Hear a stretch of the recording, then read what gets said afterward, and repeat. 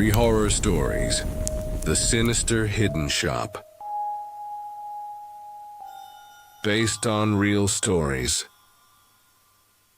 Story 1. The Fabric Between Realities. November rain falls over Liverpool like cold tears from a morning sky. I've always liked this weather, perhaps because it complements the predictability of my existence.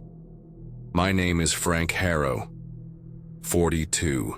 Years old, accountant, divorced, no children. A man whose life is as meticulously organized as the spreadsheets I fill out daily at my office on Richardson Street. I know every stone, every crack in the path between my apartment and work. I've walked the same route for 11 years, 3 months, and 17 days. At the corner of Richardson and Pembroke, there's a cafe where I get the same coffee every morning. 3 blocks further, a newsstand where old Murdoch always nods. When I pass by, I know the names of the shopkeepers, the hours when stores open their doors. It's a small universe of certainties I've built for myself since Sarah left. On that Tuesday, something changed. The rain was falling harder than usual, forcing me to walk closer to the building facades. That's when I noticed it. Between Blackwell's bookstore and the used record shop, there was a storefront that had never been there before. Not a new storefront recently installed, but an old one, with wood darkened by time and a worn golden sign. Cripps and Sons, tailors since 1872. I stopped, feeling water drip from the brim of my hat. It was impossible. I passed by there every day, and there had never been a tailor shop in that location. Must be a pop-up store, I muttered to myself, using logic as a shield against the inexplicable. Perhaps they opened yesterday. But the condition of the facade immediately contradicted my theory.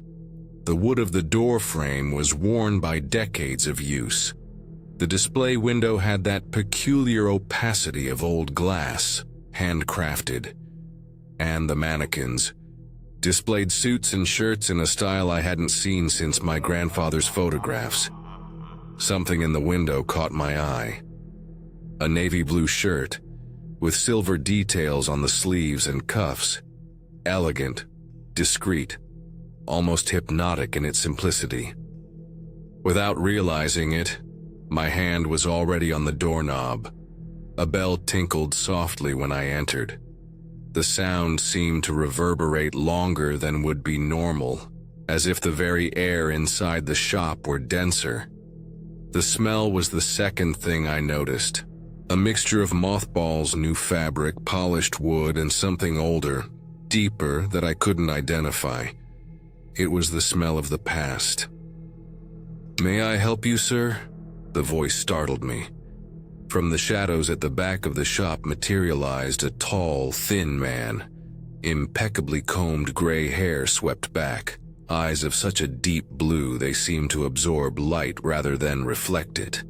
He wore brocade vest over a starched white shirt, and a tape measure hung around his neck like a strange necktie.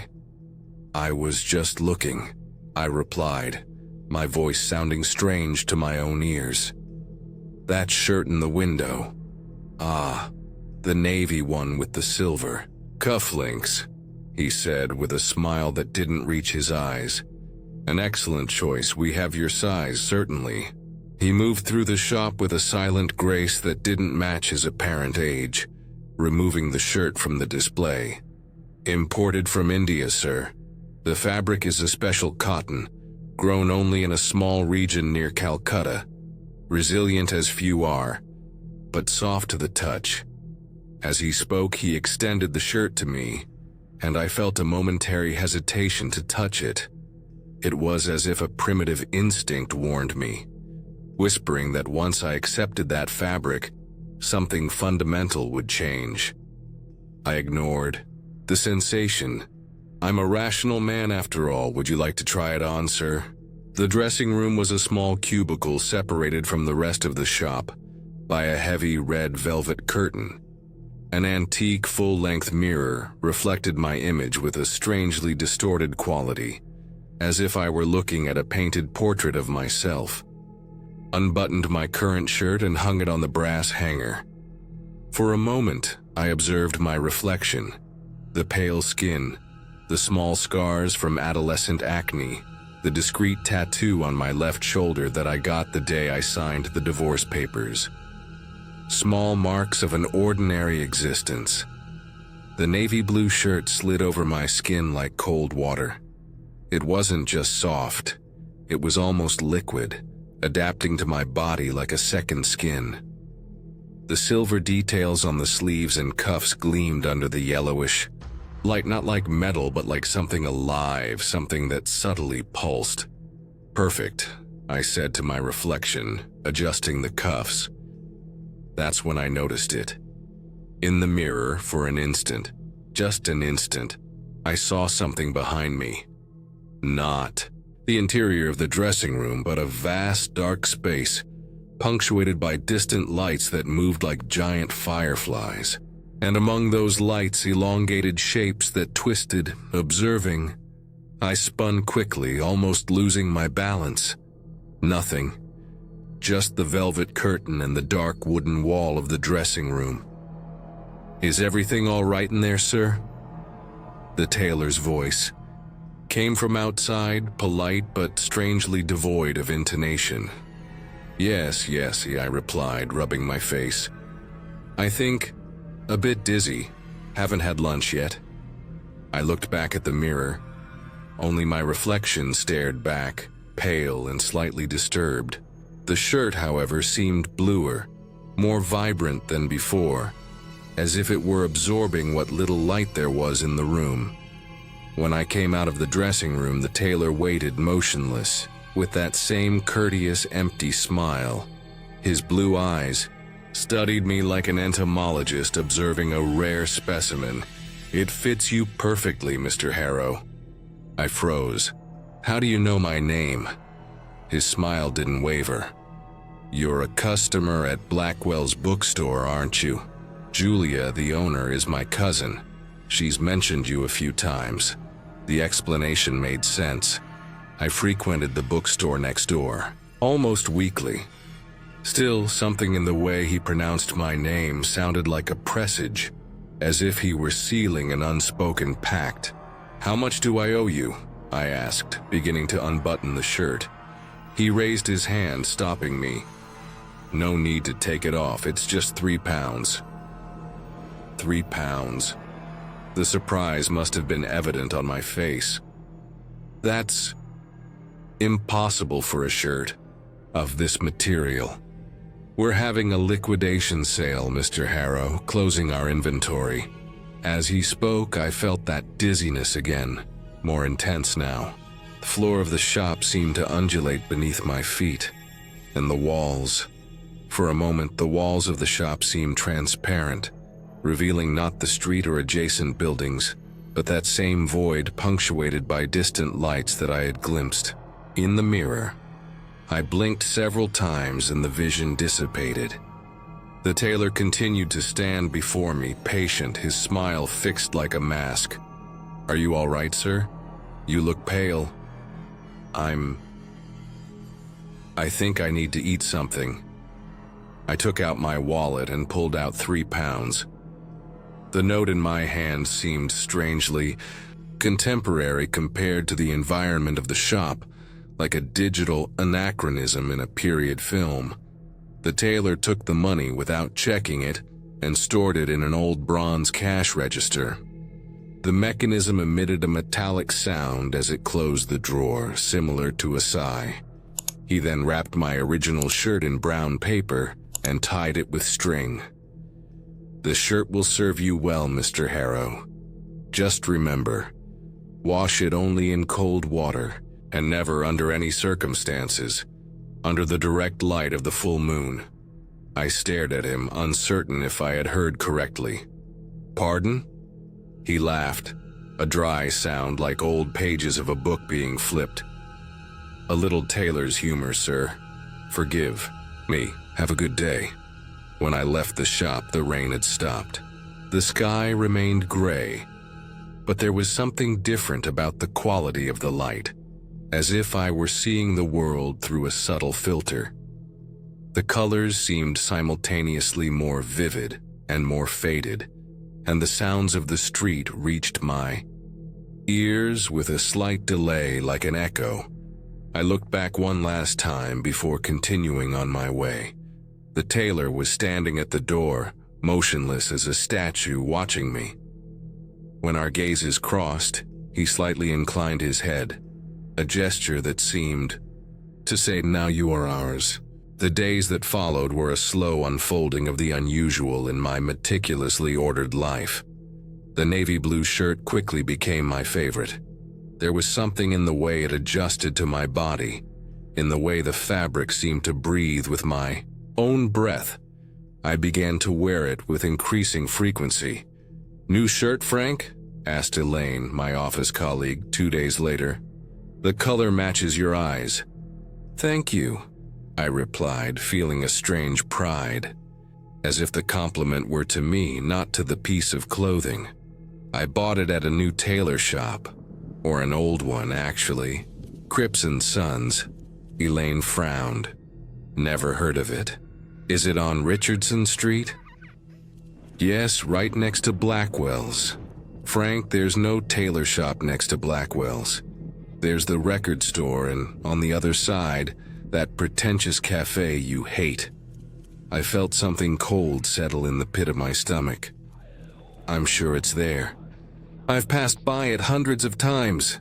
"We need to check your eyesight," she laughed, touching my shoulder. "Or maybe your memory." At the end of the workday, I took the same path home as always, but my heart accelerated with each step that brought me closer to Richardson Street.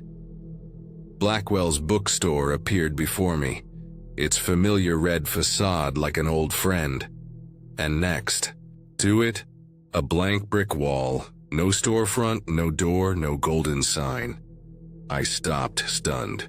The wall was there, solid and incontestable, covered with discolored posters advertising past shows and events. There was no sign that a shop had ever existed in that space, not even the mark of a removed door or the outline of a covered window. "Impossible," I muttered, touching the cold bricks. My fingers found only the roughness of the old mortar and the faded paper of the posters. "Looking for something?" The voice came from the entrance of the bookstore. Julia Blackwell, a middle-aged woman with thick-rimmed glasses, was watching me with curiosity. "The tailor shop," I replied, pointing to the wall. "Cripps & Sons, it was here yesterday." Julia tilted her head as if trying to determine if I was joking. "Frank, I've worked in this bookstore for 27 years. There has never been any tailor shop here next door. But I bought a shirt there, this shirt." I pointed to what I was wearing as if the navy blue fabric were proof enough. "The tailor said he was your cousin." A look of concern crossed Julia's face. "I don't have any tailor cousin, Frank. Perhaps you should sit down for a bit. You look pale." I moved away from her, staggering, feeling the world spinning around me. This wasn't happening. It couldn't be happening. I wasn't the type of man to whom strange things happened. My life was a study in monotony, in constancy. I was Frank Harrow, accountant, divorced, a man of habits. In the safety of my apartment, I examined the shirt with trembling fingers. The fabric remained impressively soft, almost liquid to the touch. The silver details on the sleeves reflected the lamplight with an almost hypnotic gleam. It was then that I noticed something I hadn't perceived before. Small symbols embroidered on the collar, almost invisible against the deep blue. They weren't initials or a trademark. They were symbols I had never seen before. Shapes that seemed to subtly change as I looked at them, as if they were alive. That night I dreamed. I was in a vast, dark space, punctuated by distant lights, like inverted stars. Among those lights, shapes moved, long, fluid, inhuman. They approached curious, extending appendages that transformed into almost human hands as they came near. And amidst those entities was the tailor, his blue eyes now two luminous openings in a face that was no longer entirely human. "Welcome, Mr. Harrow," he said, his voice reverberating not in the air but directly in my mind. "Welcome to the other side of the fabric." I woke up sweating, the first light of morning infiltrating through the curtains. The shirt, which I had carefully hung on the hanger before sleeping, was on the floor, at the foot of the bed. In the days that followed, an obsession began to form. I visited all the establishments near Blackwell's bookstore, asking about Cripps, Sons. No one had ever heard of it. I consulted commercial records at the City Hall, searched digital archives, scoured online forums about Liverpool's history. Nothing. It was as if the tailor shop had never existed, and there was something else happening. The shirt was changing. The blue, once deep and rich, began to fade in certain areas, becoming almost translucent. The silver details, on the other hand, became more prominent, gleaming with a disturbing intensity even in the penumbra. On the sixth night after the purchase, I woke with a feeling of suffocation. The shirt, which I had worn to sleep, seemed to have tightened around my neck. I struggled to free myself, tearing the buttons in my desperation. When I finally removed it, I was shocked to see red marks on my neck and torso. Not just from the strangling, but patterns that corresponded exactly to the symbols embroidered on the collar. The next morning, the shirt had changed again. Parts of it were now completely transparent, as if the fabric were dissolving. I held it against the light and saw through the transparent areas not the wall of my room, but that same dark, starry void from my dreams. This led me to the municipal library, where I spent hours examining microfilms of old newspapers. It was there, in an edition of the Liverpool Echo from 1952, that I found it. A small note, almost forgotten among advertisements and obituaries. Closing after 70 years.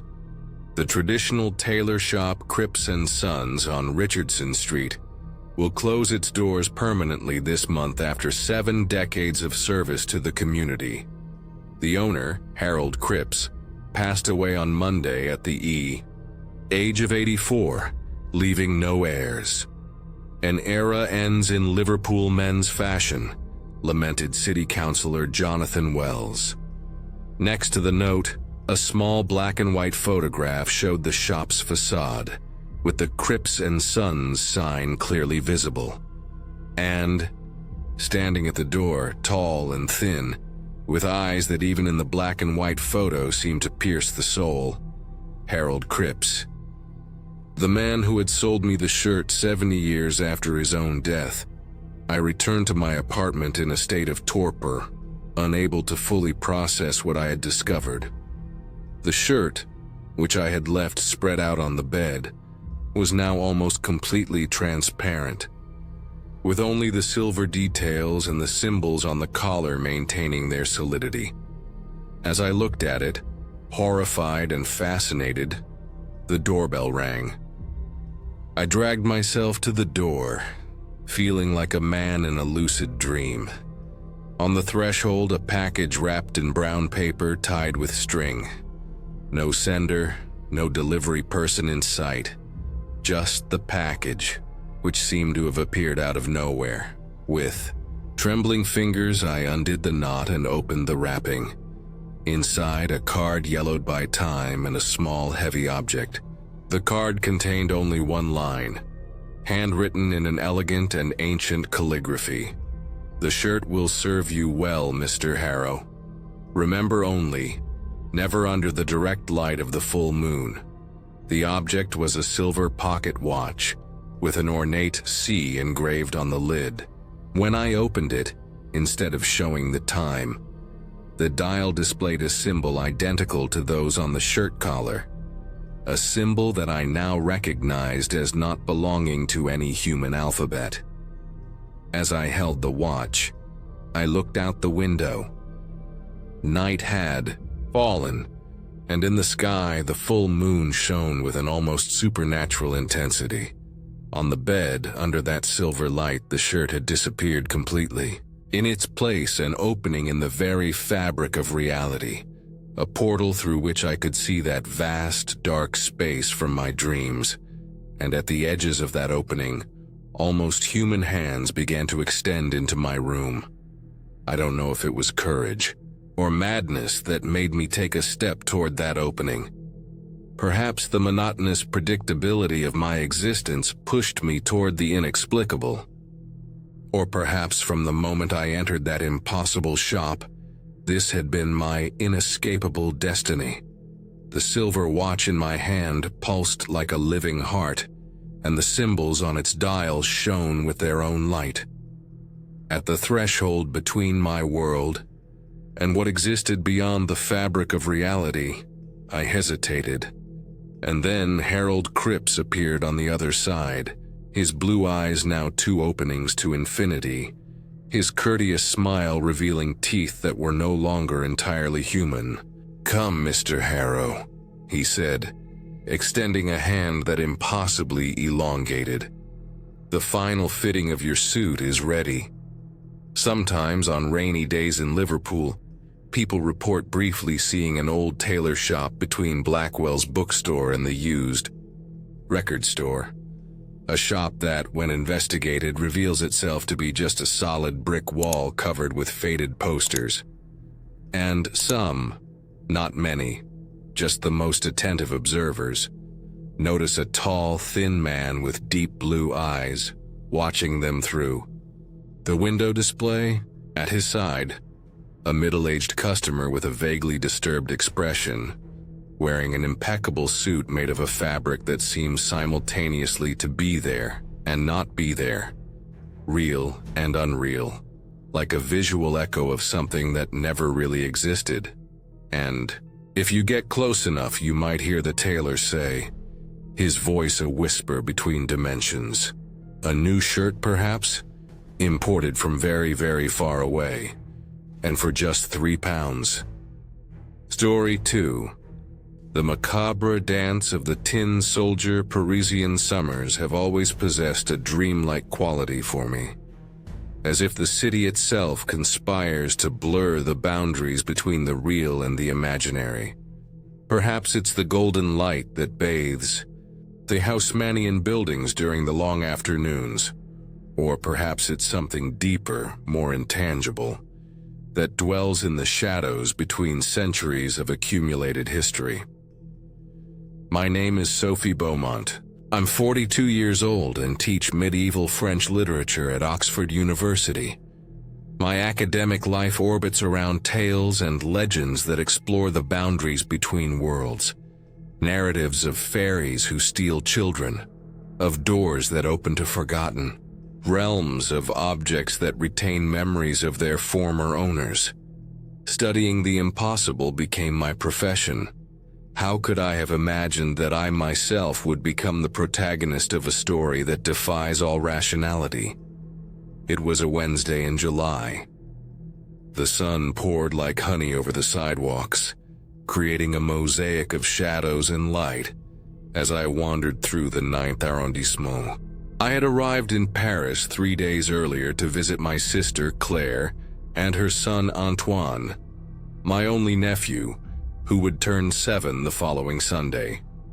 I had always been the aunt who brings unusual presents, old books, curious artifacts from distant, and Antoine expected this from me, an object that carried a story. That afternoon, Claire was busy with preparations for the party, and I had offered to go in search of a gift. "Something special?" she asked. "Something Antoine can keep forever." The Rue des Martyrs unfolded before me, with its artisanal chocolate shops, independent bookstores, and antique dealers. I had walked down this street countless times on previous visits, familiarizing myself with each storefront, each facade.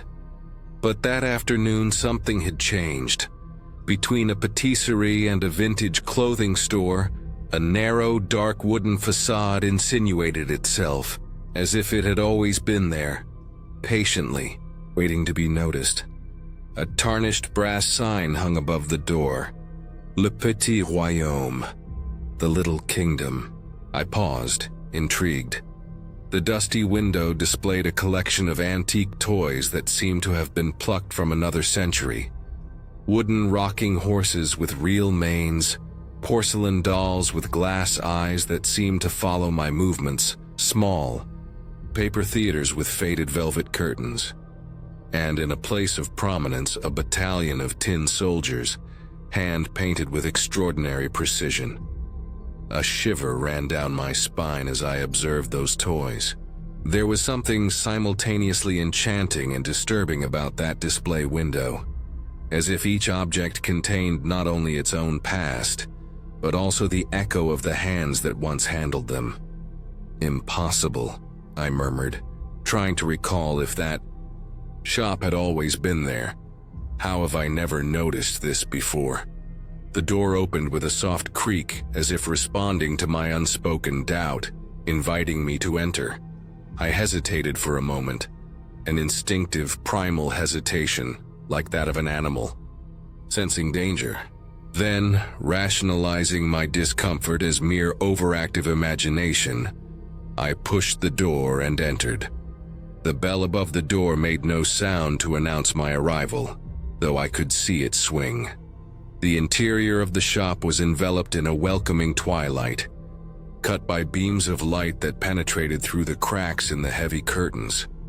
The air was dense, laden with smells, old wood, paper, candle wax, and a sweet aroma that vaguely reminded me of dried flowers and crystallized honey. Carved oak. Shelves rose to the ceiling, filled with toys even more extraordinary than those in the window display. Small automata, miniature terrestrial globes, music boxes with ballerinas eternally frozen in a moment of grace. The silence was absolute, as if sound itself was unable to penetrate this space, saturated with the past. "May I help you, madame?" The childish voice made me turn abruptly. Behind a dark wooden counter stood a boy.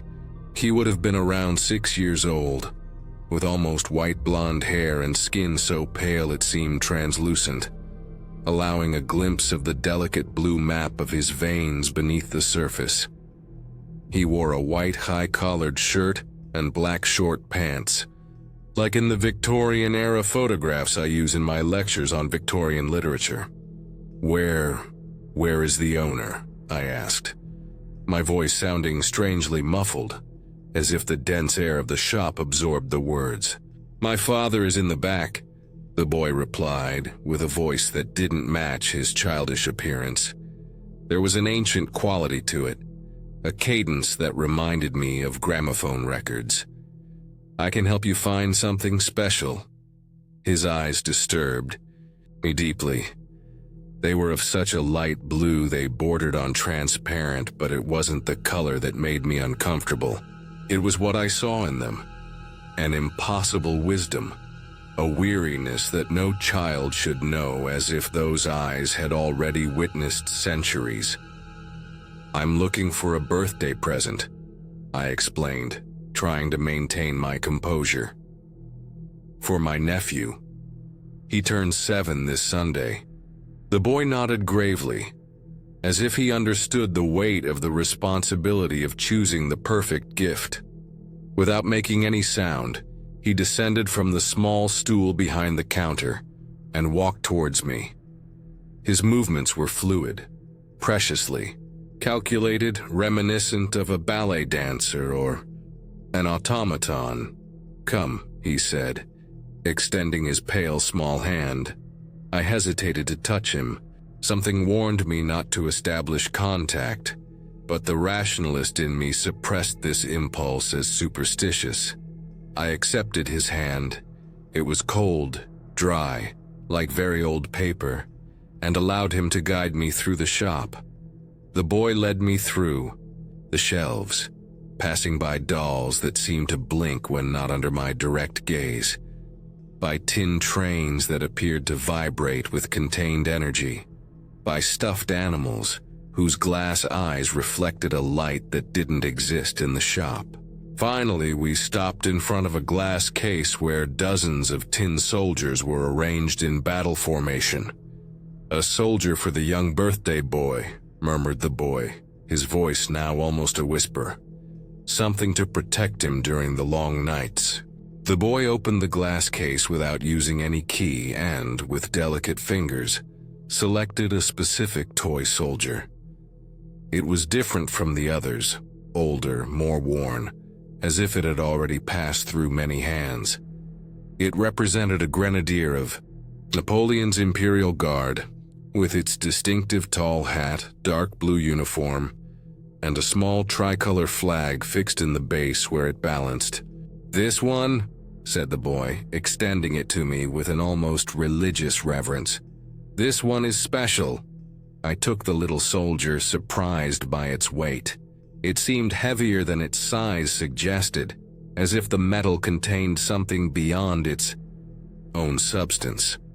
The paint was surprisingly well preserved, revealing minute details: golden buttons, a finely delineated beard, eyes that, even at that diminutive scale, conveyed a determined, almost fierce gaze.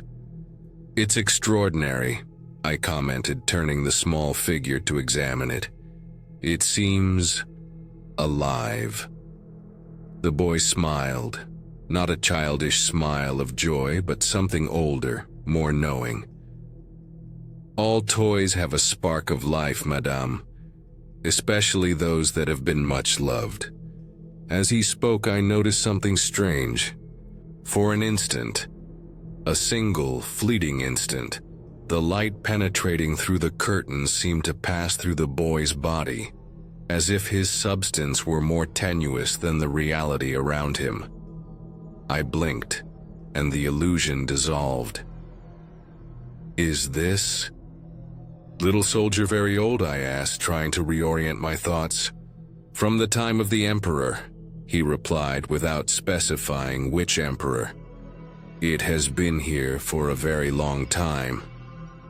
Something in his hesitation made me uncomfortable, as if there was a story being deliberately omitted. The little soldier seemed to pulse in my hand, a slight warmth that I attributed to the transfer of heat from my own body. "How much does it cost?" I asked, already decided to buy it despite, or perhaps because of, the growing sense of strangeness that enveloped me. €5. The answer came as a whisper, an absurdly low price for a piece that, even with my limited knowledge of antiques, seemed worth many times more. While the boy wrapped the little soldier in a piece of faded silk, I observed the shop more carefully. There was something fundamentally wrong with its proportions. The space seemed simultaneously larger and smaller than it should be, expanding in directions that defied Euclidean geometry. The shadows in the corners seemed to move independently of the light sources, and the air. The air was charged with a silence that seemed to whisper. "Does your father always leave you alone in the shop?" I asked in an attempt to re-establish some normality to the situation. The boy looked up from his meticulous work of wrapping the present. His eyes met mine, and for a moment, just a moment, they seemed completely black, like empty holes in his pale face. "My father is always here," he replied, his voice now definitely adult, incongruously coming from that childish body. "As am I, always." My hand trembled when I gave him the €5 note. The boy put it in a drawer of the counter without checking the value. his movements as predictable and precise as those of a clock mechanism. "Your nephew will love the present, madam," he said, handing me the small package. "The little soldier will take care of him." The little soldier always takes care of the children. There was something deeply disturbing about that statement. But before I could question it, the boy added, "A small recommendation, if I may. The little soldier likes company at night. Perhaps it's better not to leave him alone in the dark."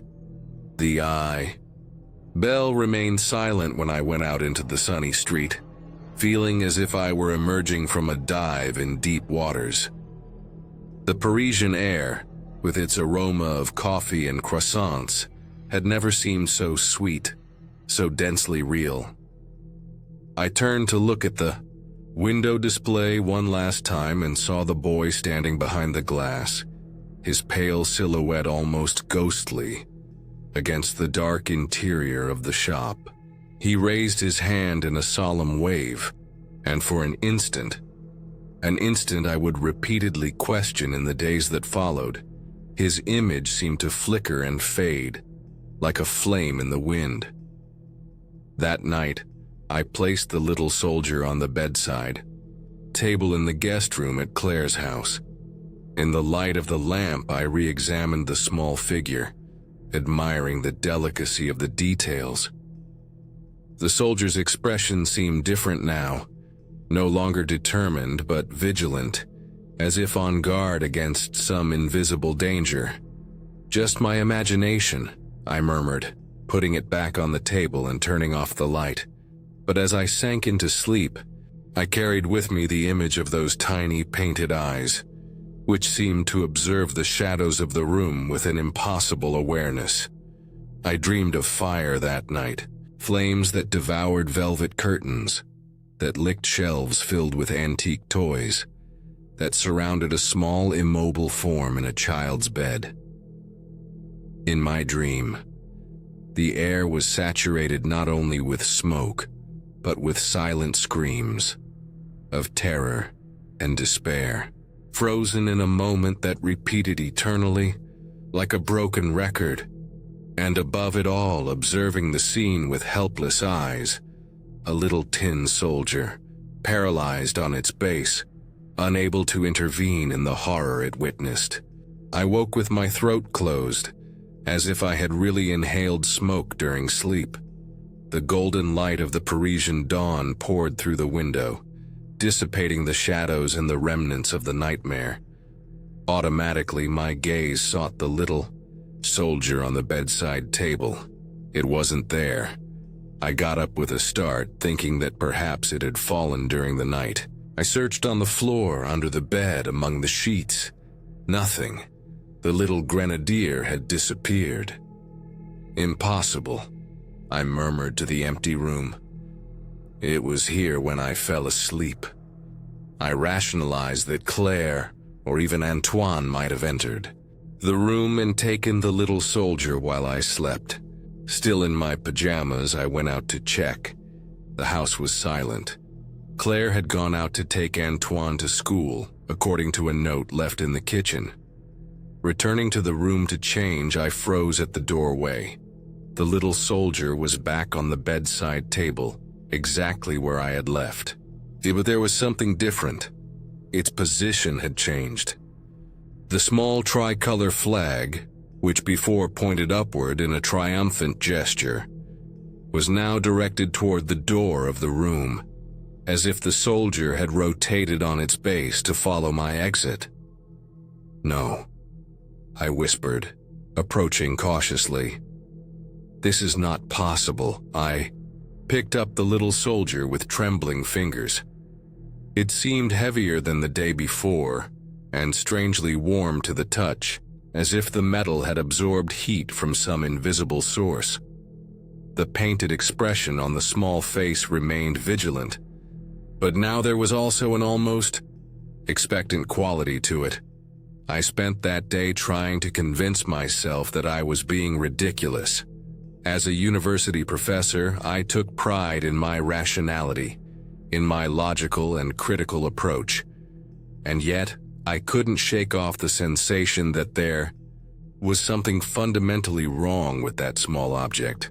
I decided to return to the shop, not so much to return the little soldier, although this idea had crossed my mind, but to confirm that the place really existed, that my experience of the previous day hadn't been some kind of hallucination or dissociative episode.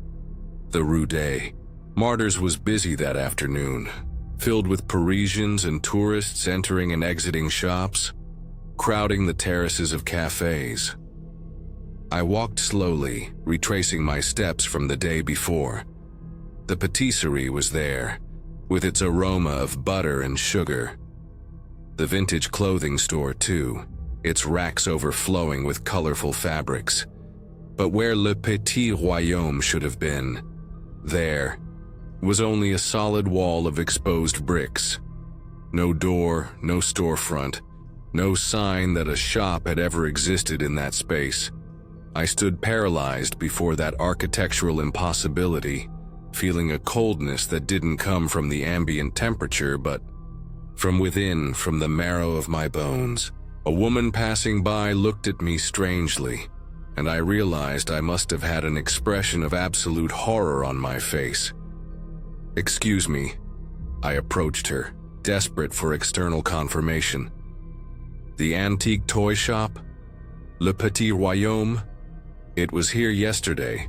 The woman frowned, clearly confused. "Toy shop? There is no toy shop on this street, madam." "But I was there yesterday." The urgency in my voice must have sounded alarming.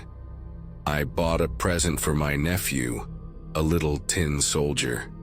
She took a step back, her expression oscillating between concern and discomfort. "I'm sorry, but I've worked at the boutique on the corner for 8 years and there has never been a toy shop here." I moved away, muttering apologies, my mind spinning in a vertigo of possibilities. Perhaps I had confused the street? Impossible. I knew Paris too well. A lapse of memory. Also unlikely. I recalled every detail of the shop, of the pale boy, of the little soldier, which left only the unthinkable. The shop had existed only for me, only for one day, and now had disappeared, taking with it any evidence of its reality, except for the small soldier that remained, inexplicably, in my room. At the municipal library, I spent hours searching through historical archives, looking for any mention of a toy shop called Le Petit Royaume on the Rue des Martyrs. My research was fruitless until an elderly employee, noticing my frustration, asked what I was looking for. When I mentioned the name of the shop, his eyes widened slightly. Le Petit Royaume, the shop that burned down? My heart accelerated. "Yes, you know it." "Not personally," he replied, pulling up a stool to sit beside me. "It's an old story, something my grandmother used to tell. A toy shop on the Rue des Martyrs that caught fire at the end of the 19th century. A terrible fire. The owner survived, but his son, a boy," I completed in a whisper. "About 6 years old." The employee looked at me with surprise. "Yes, exactly. How do you know that?" "Just a guess," I replied, feeling a shiver run down my spine. "Is there any record, newspapers from that time, perhaps?" He nodded slowly. "Possibly in the microfilm archives, records from 1873 if memory serves." With his indications, I found what I was looking for. A small note in a newspaper from May 1873. The text described a devastating fire in a toy shop called Le Petit Royaume on the Rue des Martyrs. The owner, Jules Mercier, had survived with severe burns, but his son Etienne, 6 years old, had died suffocated by smoke while sleeping in the quarters above the shop. The note was accompanied by a deteriorated photograph of the shop's facade. Before the fire, my eyes scanned the image, instantly recognizing the window display, the sign, the dark wooden door, and in the corner, almost hidden in the shadows, was a small pale figure. The same blonde boy who had sold me the little soldier. The microfilm trembled in the machine as my cold hands tried to adjust the focus. The photograph was too clear, too specific to be coincidence. Somehow, I had entered a shop that hadn't existed for more than 150 years and bought a toy from a boy who had died in 1873. That night, I returned to Claire's apartment in a state of shock so profound it bordered on catatonia. Everything I believed about reality, about the laws that govern our existence, had been fundamentally shaken. I, an academic with a doctorate in medieval literature, a confirmed rationalist, was now confronted with the inexplicable, the impossible. The little soldier was on my bed when I entered the room, no longer on the bedside table where I had left it. Lying on my pillow, its small metallic form gleamed in the light of the lamp. The flag in its hand now pointed directly at the door of the room, as if it had been waiting for me. "What do you want?" I whispered to the inanimate object, conscious of the irrationality of speaking to a piece of painted metal, but unable to suppress the impulse. No response, obviously. Just the absolute silence of the room, as dense and oppressive as the air in the phantom shop. With a trembling sigh, I put the little soldier back on the bedside table and prepared to sleep. The mental exhaustion was overwhelming, and despite the fear I now associated with that small figure, I fell asleep almost immediately. The noise woke me. A metallic sound, rhythmic and minuscule, almost like tiny footsteps on a hard surface. I opened my eyes but didn't immediately. Turn on the light. The full moon illuminated the room through the partially open curtains, creating a mosaic of silver light and deep shadows. The sound continued, constant as a heartbeat. Tap, tap, tap. So soft that I had to hold my breath to hear it clearly. Slowly, terrified of what I might see, I turned my head toward the bedside table. The little soldier wasn't there. The sound was coming from the floor. With deliberately slow movements, I raised myself on my elbows and looked down. There it was, the little grenadier, standing in the middle of the carpet. And as I watched, paralyzed by horror and disbelief, its tiny lead leg raised and lowered, producing that metallic sound as it touched the wooden floor. Tap, tap, tap. It was moving. The little tin soldier, an inanimate object, was marching across the floor of my room. A scream formed in my throat but got stuck there, as if my own body refused to admit what my eyes were witnessing. The little soldier continued its impossible march, slowly turning to face me. The moonlight reflected off its paint, giving the small face a horrifying, lifelike appearance.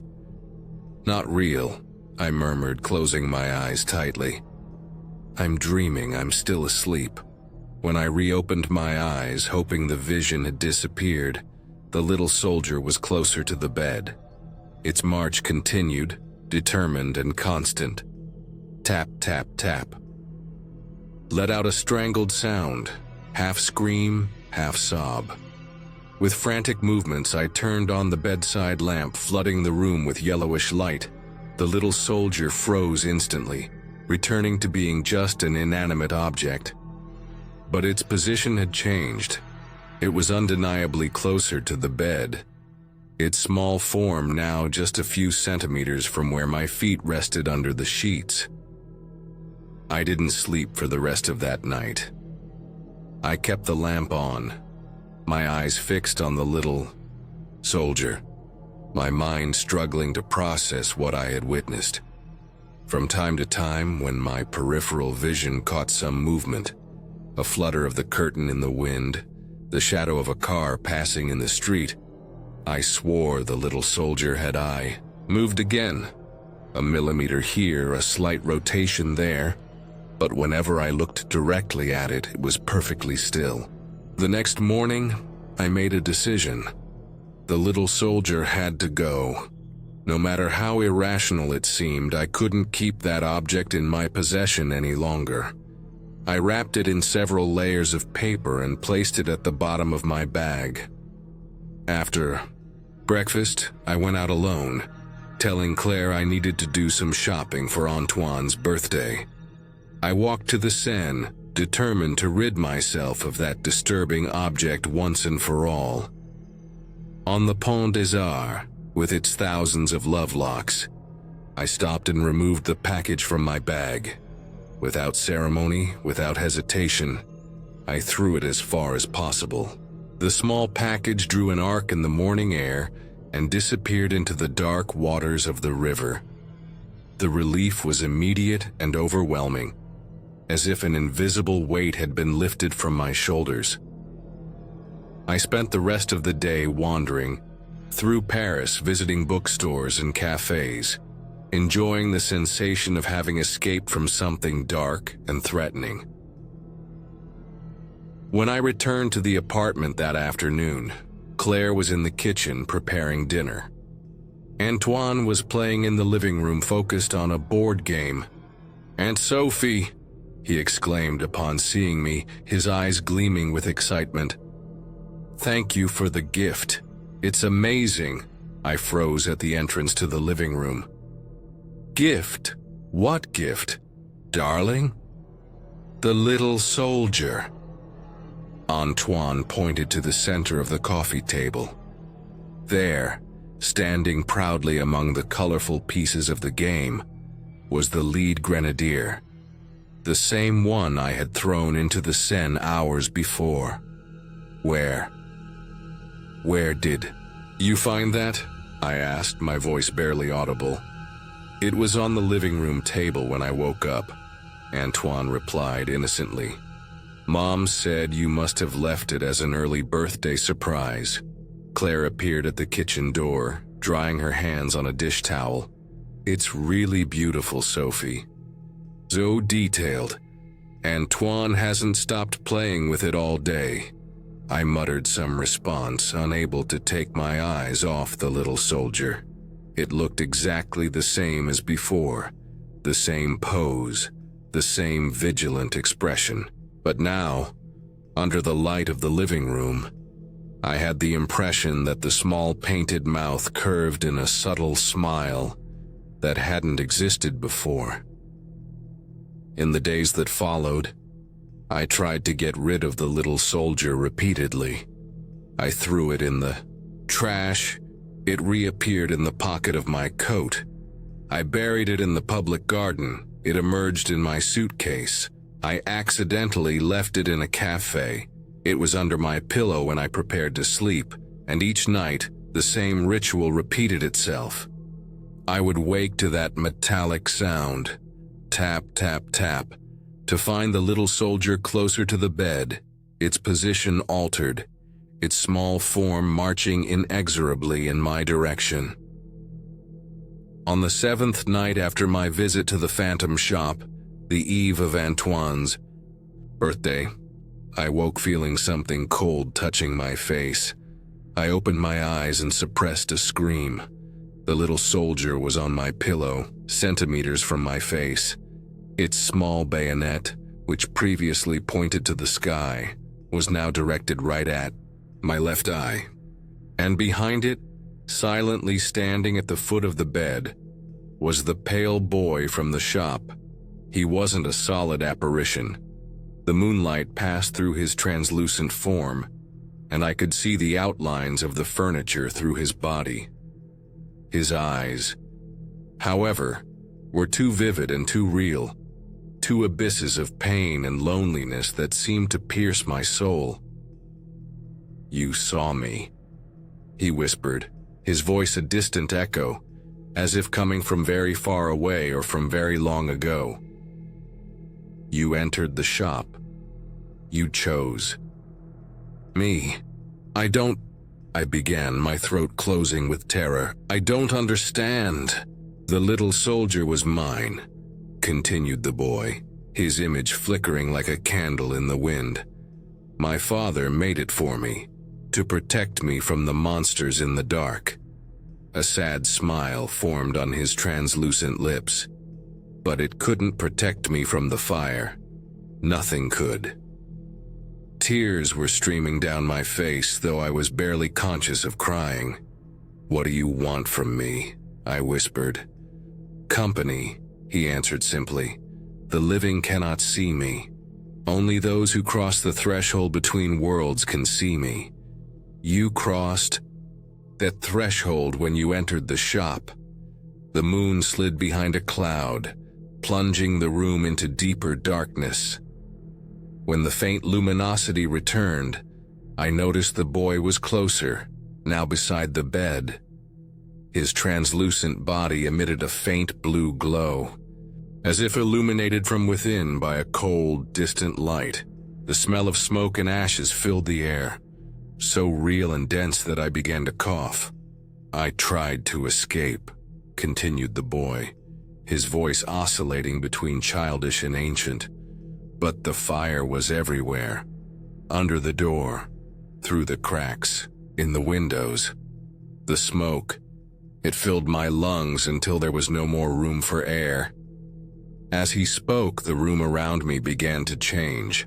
The walls seemed to undulate, and in the shadows of the corners I saw the flickering of imaginary flames. The wallpaper began to darken and peel, as if being consumed by an invisible fire. For a long time I was alone, whispered Etienne. My father tried to find me. He rebuilt the shop, collected all the toys he managed to save. He opened the doors for special customers, hoping that someday someone would be able to see me. The little soldier on my pillow slowly rotated, as if alive, its tiny head turning toward the ghost child. The little soldier was the last present my father gave me on the eve of the fire, explained Etienne. He said the soldier would protect me, that it would always be vigilant. And even after I died, my father believed the little soldier still retained a part of me. My hands trembled uncontrollably as I absorbed the horror of the situation. So the little soldier, it is, I'm not inside it, if that's what you think, replied the boy with a wisdom that no 6-year-old child should possess. But we are connected. It is my anchor to the world of the living. As long as it exists, I can find my way back, for brief moments, to places where I was happy. A terrible thought began to form in my mind. And all the people you mentioned, the special customers your father sought, what happened to them? Tien's smile widened, revealing small and perfect teeth too white to be real. They saw me, just as you see me now. And some... He paused, looking at the little soldier. Some became my friends, forever. A chill ran down my spine. The ghost. Stories I studied as medieval literature now materialized before me, not as metaphors or allegories, but as a palpable and terrifying reality. I don't want to be your friend forever, I said, trying to sound firm despite the tremor in my voice. I want you to take your little soldier and leave me in peace. Etienne's expression changed, his childish face contorting into something older, more sinister. The shadows in the room elongated as if they were drawn to him. It's not your choice, madame, he said, his voice now a chorus of overlapping whispers. You entered, you bought, you established the bond. The little soldier began to vibrate on the pillow, its metal emitting a low hum that reverberated in my bones. My nostrils filled again with the smell of smoke. More intense now, suffocating. I tried to rise from the bed, but my limbs seemed trapped by invisible restraints. "You don't need to fear," continued Etienne, extending his pale and translucent hand to touch my face. "It isn't painful. It's like falling asleep on a cold night and waking up somewhere else, a place where we will never be alone." His ghostly fingers brushed my cheek. They weren't cold as I expected, but burning, a dry, deep burn that made me scream. The touch left 5 small red marks on my skin, like embers slowly consuming the flesh. In desperation, I gathered all my strength to scream, "Antoine! Claire, help!" The boy recoiled, his form flickering with irritation.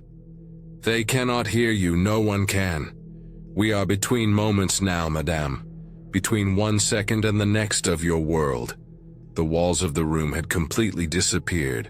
Around us there was only a black void punctuated by distant lights, like dead stars in a dying universe. The only solid object besides the bed where I lay was a dark wooden door, impossibly floating in the void. The entrance to Le Petit Royaume. The little soldier rose from the pillow, now the size of an adult man, its dark blue uniform gleaming. With a supernatural light, its painted face animated by a terrible semblance of life, it positioned itself beside Etienne, like a silent guardian. "Come," said the boy, extending his hand again. "It's time to meet the others. They have been waiting for so long for a new friend." At that moment, something awakened in me. A primordial instinct of survival that overrode the paralyzing terror. My eyes found the enlarged little soldier, its painted gaze fixed on me. I studied every detail of its Napoleonic uniform, every golden button, every precise stroke of its determined expression. And then I saw a tiny symbol engraved in the base where it balanced. The same symbol I had seen in the newspaper from 1873, described as the emblem of the Mercier family, toy manufacturers for generations. "Etienne," I said, my voice firmer now. "I know your family emblem. I've studied symbols like these at the university." The boy stopped, curiosity crossing his spectral face. "You know my father's mark?" "Yes," I lied, staking everything on an intuition born from years studying European folklore. "And I know what it means. I know why you're trapped here, why you can't move on." The childish figure flickered, uncertainty evident in his posture. "Nobody knows that. Not even my father knew." I continued, improvising based on every fragment of knowledge about ghost legends I had accumulated throughout my academic career. "Your father used ancient materials to make the little soldier, didn't he? Metals that had existed for centuries, that had special properties." Etienne's eyes widened. "How do you know this?" "Because it's my job to know these stories," I replied, gaining confidence. "And I know you don't want to harm anyone. You're just lost and scared." For an instant, the boy seemed to shrink, his ghostly appearance giving way to that of a genuinely vulnerable and confused child. The little soldier at his side wavered, slightly diminishing in size. "I can help you, Etienne," I continued, extending my own hand to him. "Not through fear, not by imprisoning me in your world, but by liberating you from yours." The room began to reappear around us, the walls materializing again, albeit translucent, like a partially constructed scenery. The boy looked at the little soldier, then at me, indecision clear in his supernatural face. "How?" he finally asked, his voice now purely childish, devoid of the ancient echoes that had inhabited it before. The little soldier was made to protect you, I explained. But it cannot protect you if it's separated from you. It needs to go where you are, not you remaining where it is. Slowly, I extended my hand to the giant little soldier. Its metal was warm to the touch, pulsing as if it had a heart beating inside it. Carefully, I rotated it so that the small tricolor flag no longer pointed at me, but at the floating door in the void. That's where you need to go, Etienne, and the little soldier will go with you to protect you in what comes after. An impossible tear trickled down the boy's translucent face. I'm afraid, he confessed. What exists beyond? I don't know, I replied honestly, but I know it's where you'll find peace, where the fire can never reach you again. The dark wooden door began to open slowly, revealing not the toy shop, but a soft golden light, different from the cold clarity that emanated from Etienne himself. The warmth of that light reached us, not suffocating like the fire that had taken his life, but comforting like a long-forgotten embrace. The boy took a hesitant step toward the door, then looked back. You won't tell others about me? You won't bring them to the shop? The shop doesn't exist anymore, Etienne, I replied gently. It exists only in your memory, and now in mine, and I promise I'll keep your story safe. The little soldier, now again in its original size, marched slowly toward the open door, as if clearing the way for the boy. Etienne followed it, his translucent form becoming more substantial as he approached the golden light. At the threshold of the door, he paused one last time and turned. His face was now different. No longer the pale specter that had terrified me, but a rosy-cheeked, smiling child, as he should have been in life. Thank you, madame, he said with a small formal bow so old-fashioned and touching that I felt my heart tighten. Au revoir. The door closed behind him, then disappeared along with the black void. The guest room in Claire's house returned to complete normality, the walls solid, the air free from the smell of smoke. On the bedside table, where the little soldier had been, remained only a small mound of metallic dust, gleaming slightly under the moonlight. In the days that followed, I obsessively checked for the presence of this dust, fearing it might reconstitute itself into the form of the little soldier. But it remained inert, gradually dispersing until no trace remained. Antoine's birthday was celebrated with joy, full of presents and laughter. I gave him an illustrated book about constellations that I bought the morning after my encounter with Tien, a mundane, safe gift, devoid of hidden stories or connections to other worlds. When I returned to Oxford, I plunged into a feverish research about the fire of 1873, about the Mercier family, about reports of similar apparitions throughout Europe. I found more than I expected. Documents suggesting that Jules Mercier, Etienne's father, had indeed briefly reopened a shop after the fire, only to mysteriously disappear 3 years later. Reports of customers who bought extraordinarily inexpensive toys from that shop, only to never be seen again. My colleagues noticed my new obsession, some concerned with the intensity of my research, others intrigued by this apparent deviation from my previous academic interests. It's just a new aspect of folklore I'm exploring, I explained, knowing that I could never share the true origin of my interest. Sometimes on the darkest nights when the wind whispers against the windows of my apartment in Oxford, I hear a distant sound. Tap, tap, tap, like tiny metallic footsteps. Like tiny metallic.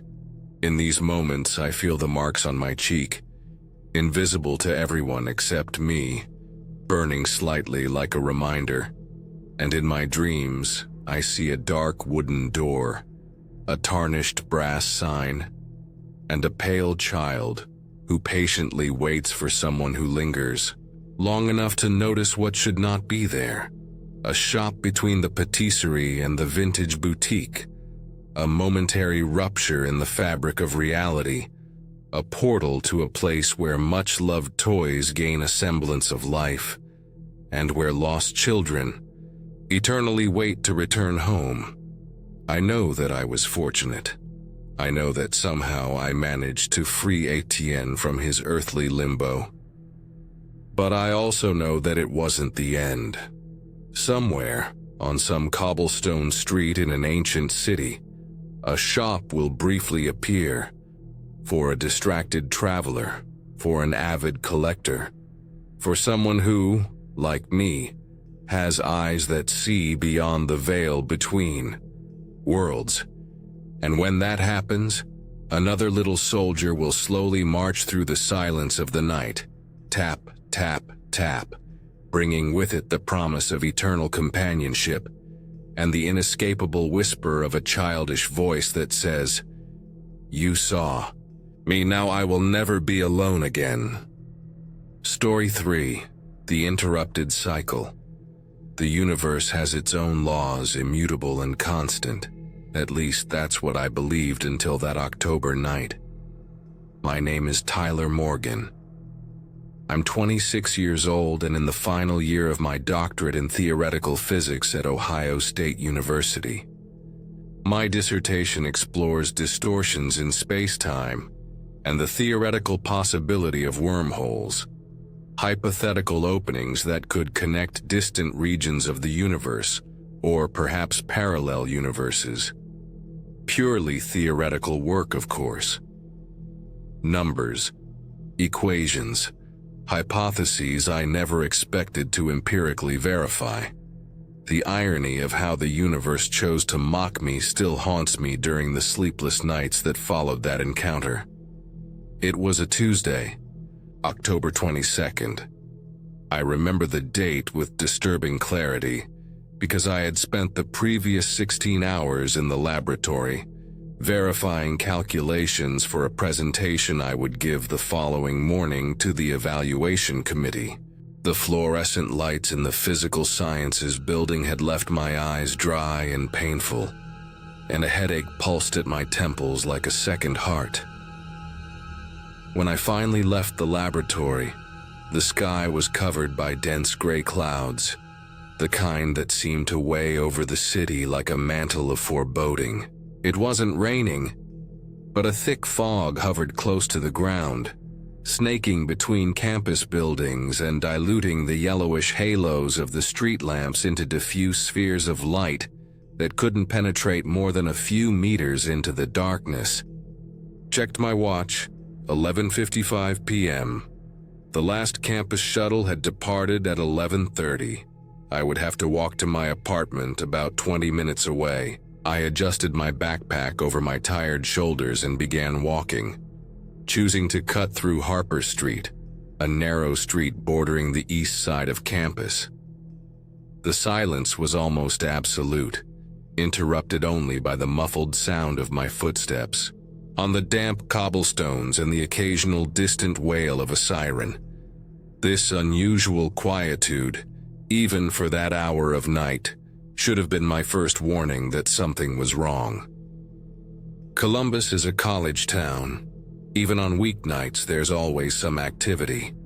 Students returning from bars, security guards making rounds, the occasional sound of music coming from some fraternity house.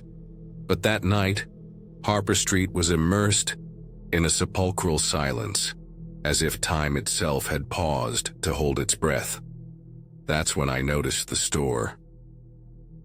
Between a closed diner and a laundromat, both familiar to me after years of frequenting the area, there was a convenience store that had never been there before. The blue neon sign blinked intermittently. Time stopped. 24H. illuminating the fog around it with an almost supernatural glow, creating cerulean halos that seemed to pulse with a life of their own. I stopped, confused. I knew every building, every establishment on that street. I passed by there practically every day on my way to the laboratory. It was impossible that a store had opened without me noticing. Even more impossible was the space it occupied. Between the diner and the laundromat, there was no physical space for a commercial establishment. It was as if the very structure of the street had been stretched, distorted, to accommodate something that shouldn't be there.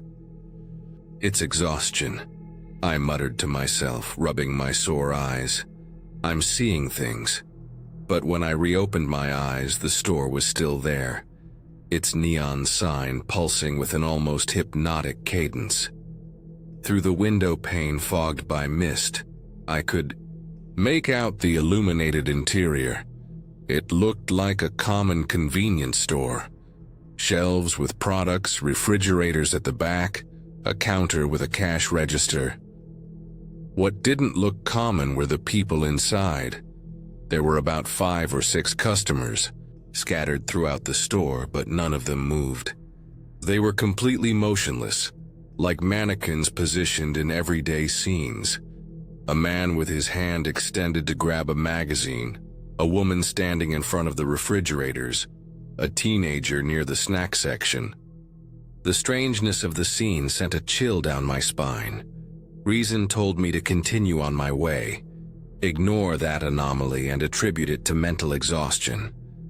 But another part of me, the same one that since childhood had compelled me to question how things work, to dismantle clocks to understand their gears, the same one that had led me to theoretical physics, demanded investigation.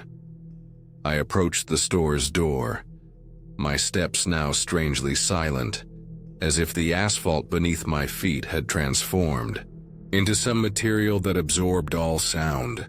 Through the foggy glass, the frozen customers remained in their impossible positions, like figures in a 3-dimensional painting.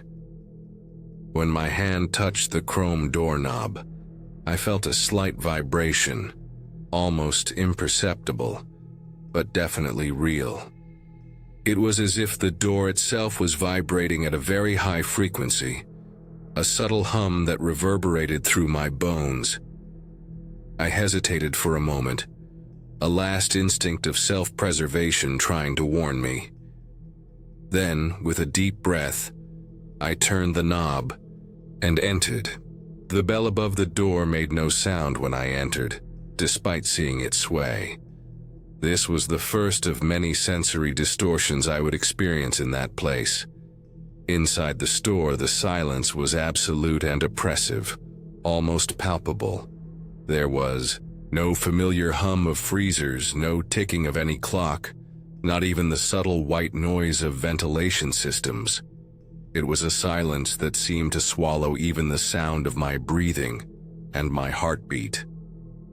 The air was strange, dense, resistant, as if I were moving through a viscous liquid rather than common air. Each movement seemed to require more effort, as if the very space around me offered a subtle resistance. The customers I had seen through the window remained absolutely motionless. It wasn't just that they were standing still. It was an unnatural immobility, as if they had been literally frozen in time.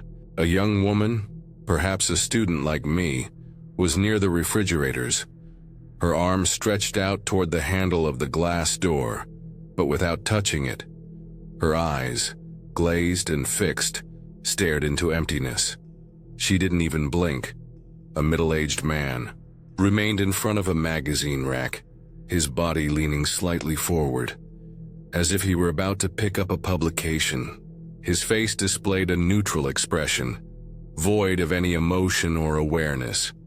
Near the cash register, a teenager stared fixedly at her phone, her fingers hovering over the screen without touching it, like a hyper-realistic sculpture. I cautiously approached the man at the magazines, fascinated and horrified at the same time.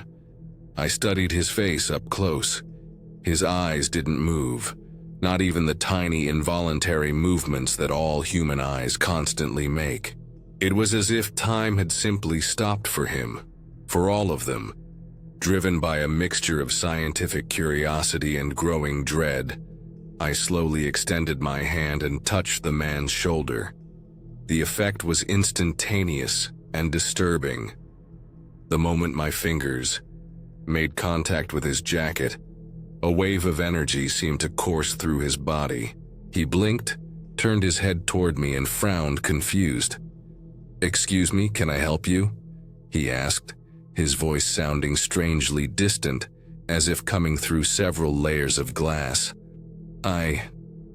No, sorry," I stammered, taking a step back. The man shrugged and returned to looking at the magazines. The instant I shifted my gaze from him, I noticed from the corner of my eye that he had frozen again, exactly in the same position in which I had initially found him. I spun around quickly, incredulous, but it was true. He was completely motionless again, as if the brief moment of animation had never happened. My heart accelerated, beating against my ribs like a caged animal trying to escape. What was happening was impossible under the laws of physics that I knew and studied. It was as if, in that space, the fundamental rules of reality had been suspended or rewritten. I repeated the experiment with the woman near the refrigerators. When I touched her, she awakened momentarily, smiled politely at me, and continued her movement of opening the refrigerator door. When I moved away, she froze again. The same thing happened with all the other customers I touched.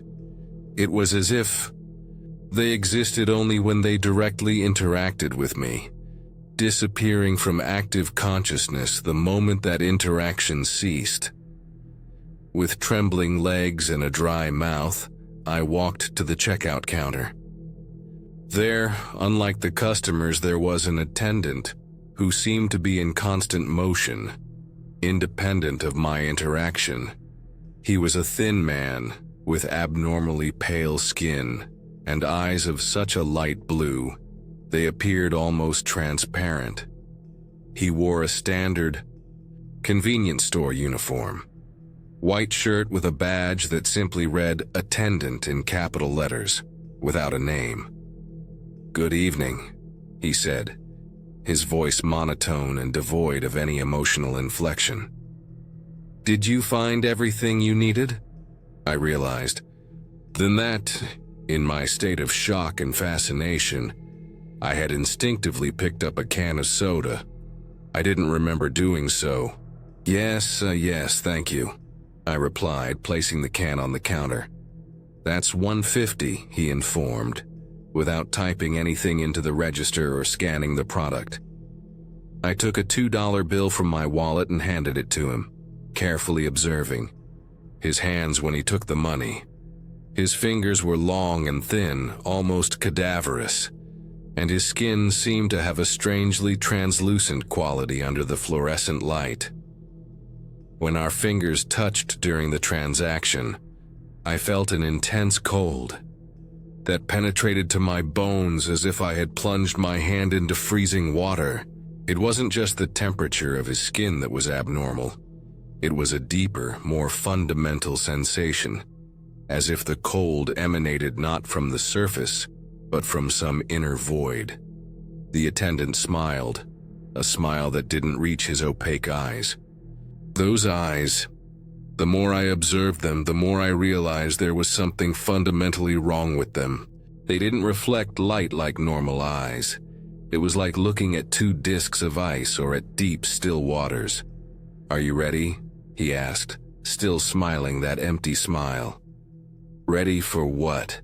I countered, a shiver running down my spine.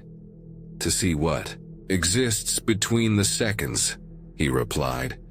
And at that moment, all the lights in the store flickered simultaneously. The soda in my hand suddenly felt like it weighed a ton. The air became even denser, almost impossible to breathe. And the silence deepened, if that was possible, becoming a physical presence that pressed against my eardrums. A primitive, visceral fear took hold of me. The kind of fear our ancestors must have felt when faced with the unknown, the incomprehensible. It was as if some deep, instinctive part of my brain recognized that I was in the presence of something fundamentally wrong, something that shouldn't exist in our world. "I need to go," I muttered, backing away from the counter without waiting for my change. The attendant continued smiling, motionless. Everyone says that, but no one really leaves.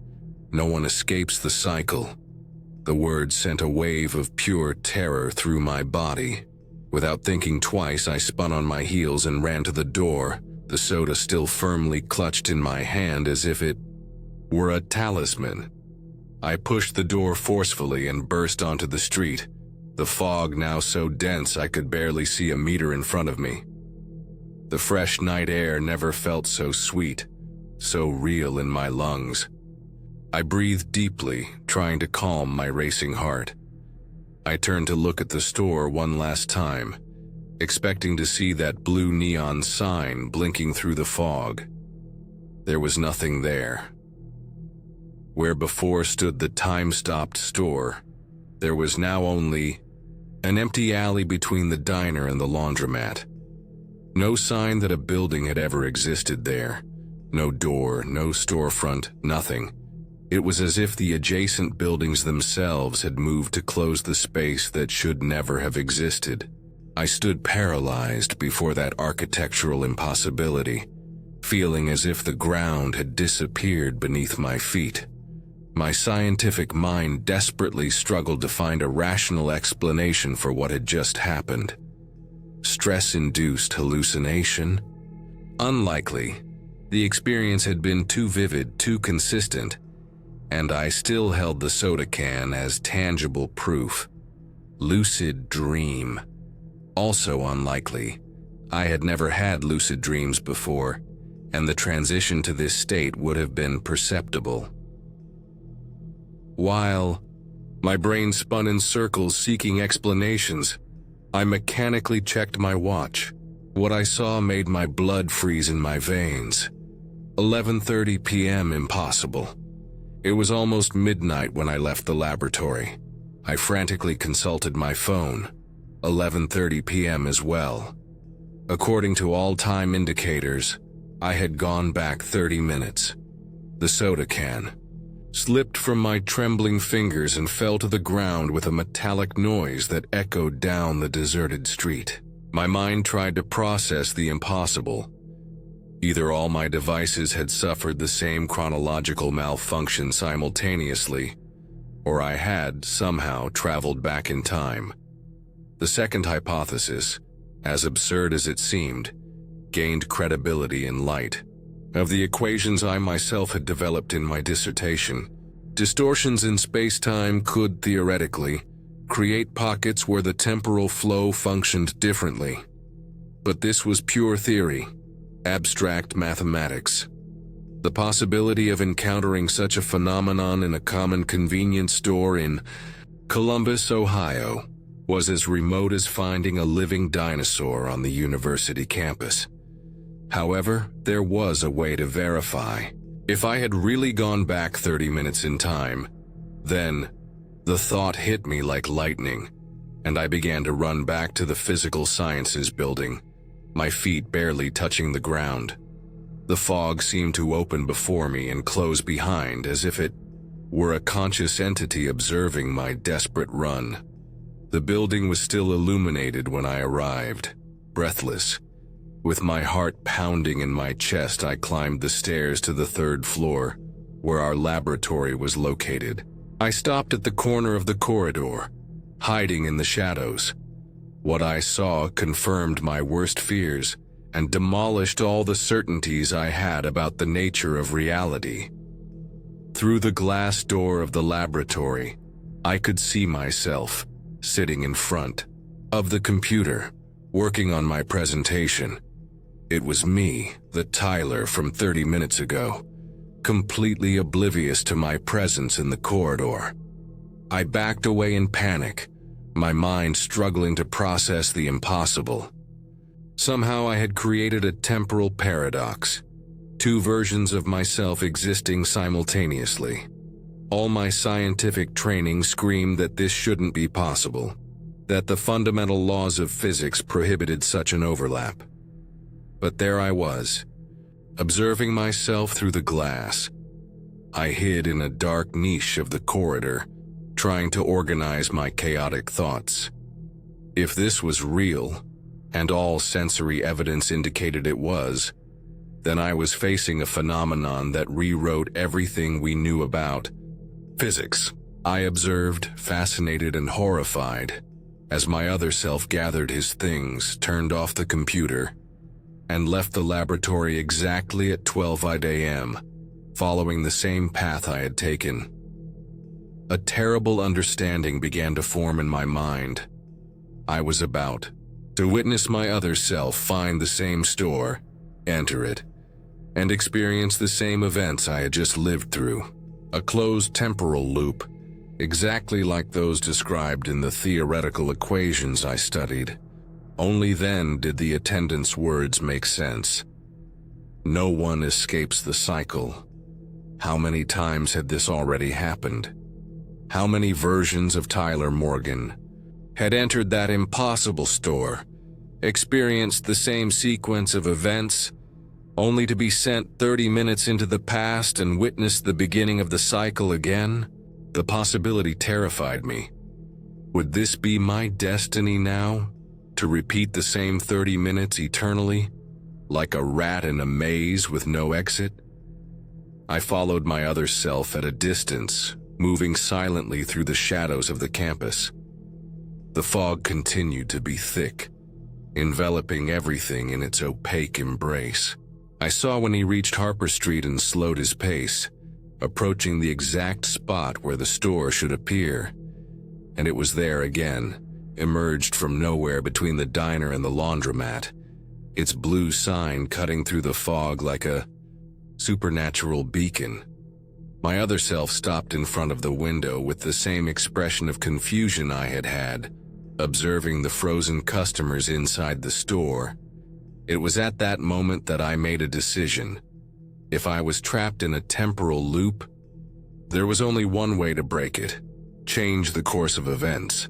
If two versions of myself existed simultaneously, perhaps the interaction between them, something that should never happen in a normal universe, could break the paradox.